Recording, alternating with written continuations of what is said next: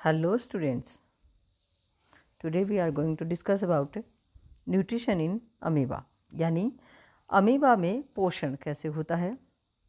हम सब जानते हैं कि अमीबा एक सिंगल सेल एनिमल है और अमीबा में न्यूट्रिशन की एक प्रक्रिया के माध्यम से होता है जिसे फेगोसाइटोसिस कहा जाता है।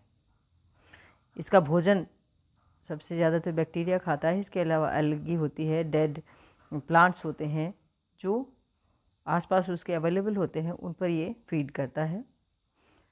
और इसमें वैसे देखा जाए तो कोई भी किसी भी प्रकार का सिस्टम नहीं है, अमीबा में सिंगल सेल है, लेकिन भी फिर भी जो है इसमें एक सिस्टमेटिक न्यूट्रिशन प्रोसेस पाया जाता है।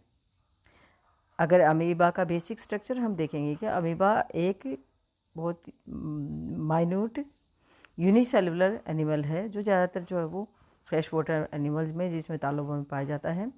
इसकी अगर स्ट्रक्चर के मेन कंपोनेंट्स हम देखें तो ये इसमें सेल मेम्ब्रेन है, न्यूक्लियस है, साइटोप्लाज्म, एंडोप्लाज्म और एक्टोप्लाज्म, छोटे जो वैक्यूल्स होती हैं भोजन की, और फिंगर लाइक प्रोसेस होते हैं जिनको हम स्यूडोपोडिया कहते हैं।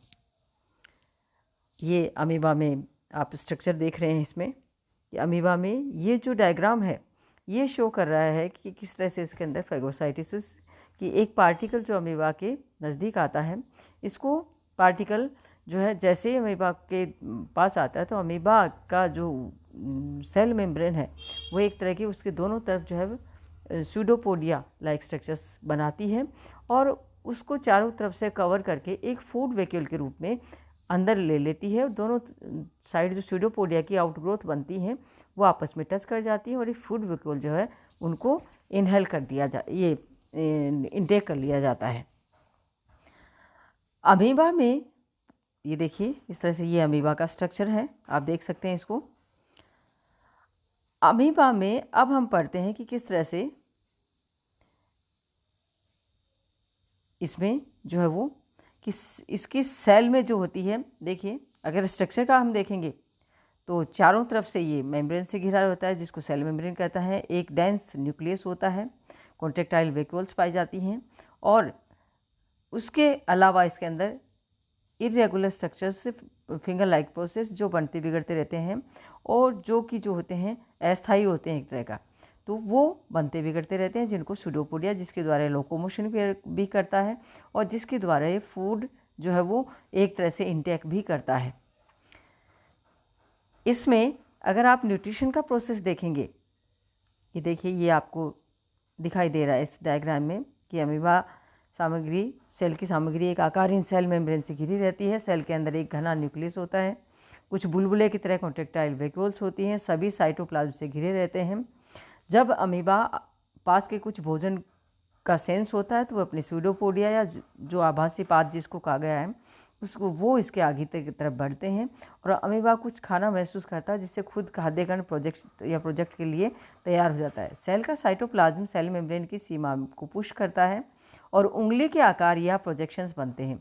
ये प्रोजेक्शंस जब भोजन को छूते हैं तो एक फूड वैक्यूल बनाते हैं और ये वैक्यूल जो होती है वो सेल की गहराई में पहुंचाया जाता है और फूड वैक्यूल के अंदर एंजाइम नामक डाइजेस्टिव जो होता है वो जूस होते हैं। एंजाइम जटिल खाद्य अणुओं को घुलनशील प्रकृति के से सरल पदार्थ में बदल देता है और इसके पश्चात पोषक तत्व भोजन की वैक्यूल की दीवार के माध्यम से अमीबा के शरीर में आ जाते हैं। उस तरह से ये हम देखते हैं कि इसका प्रोसेस पूरा होता है। भोजन अमीबा के सेल बॉडी में सब जगह फैलता है क्योंकि इसके अंदर जो होती है वो साइक्लोसिस का प्रोसेस होता है और फूड वैक्यूल जो होती है वो, और उसी दौरान लाइसोजाइमिक एंजाइम्स इसके अंदर सिक्रीट होते हैं जो उसका डाइजेशन करते हैं। अब इसमें देखिए कि अमीबा में न्यूट्रिशन का एक होलोजिक मोड होता है और ये प्रक्रिया फेगोसाइटोसिस कहलाती है। इसमें कौन कौन सी प्रोसेस शामिल है, जिसमें सबसे पहले होता है इंजेशन, यानी अमीबा इस प्रक्रिया के माध्यम से अपने भोजन को लेता है। प्रारंभ में ये अपने स्यूडोपोडिया या झूठे पैर को धक्का देता है और ये ताकि ये भोजन को घेर सके और इसके बाद ये भोजन को घेरता है यानी कवर कर लेता है। मैंने बताया आपको कि दो फिंगर लाइक प्रोसेस बनते हैं और वो दोनों तरफ से उस फूड पार्टिकल को कवर करते जाते हैं और इस प्रकार ये फूड वैक्यूल एक बैग जैसा स्ट्रक्चर बन जाता है जिसको फैगोसाइटोसिस कहा गया है। दूसरा डाइजेशन, इंजेशन के बाद ये जो है वो डाइजेशन इंजेशन को फॉलो करता हुआ स्टेप होता है और इसमें फूड वैक्यूल विभिन्न डाइजेस्टिव एंजाइम्स के इसमें हेल्प करते हैं और इन एंजाइम्स में बड़े जो पार्टिकल्स होते हैं फूड के वो छोटे में टूट जाते हैं और इस तरह से वो एक तरह का इसके प्रोटोप्लाज्म में मिक्सिंग होने वाले या ये जो होते हैं साधारण घुलनशील अणुओं के रूप में ये बदल जाते हैं सोल्यूबल पार्टिकल्स के रूप में। तीसरा ऑप्शन आता है इसमें एब्जॉर्प्शन, कि ये जो है अवांछित खाद्य सामग्री को पीछे छोड़कर साइटोप्लाज्म में पचने वाली खाद्य सामग्री, यानी दो भोजन पच गया उसके बाद कुछ पार्ट जो होता है वो वेस्ट प्रोडक्ट होता है जो कि हमारे में भी पाया जाता है, कुछ पार्ट जो होता है वो उसके लिए आवश्यक होता है।